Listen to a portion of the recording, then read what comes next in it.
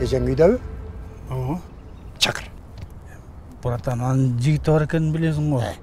Жанагы 40 жылдан бери үйлөнөм деп үйлөнбөй жүрген эме? Жездесе кичине нерешительный болуп атат. Ошол тормозит этип жүргөндүк үчүн мен сага мындай свежий жезде таап койдум. Чакыр давай. Братан, алардын жашоосуна кийлигишпей эле койчу. Эмнеге? Эмнеге кийлигишпей эле коем? Эмнеге? 64-төр. Силер чата аябай көбөп кеттиңер. Байкасаңарчы, эртең баарыңар согуруп полеге баргыла. Кайдагы барыз? Бешөөбүз эле калдык го. Оке.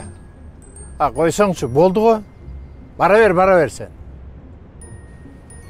Буларды ушинтип койбосо болбой атпайбы? Көп кетти эжең.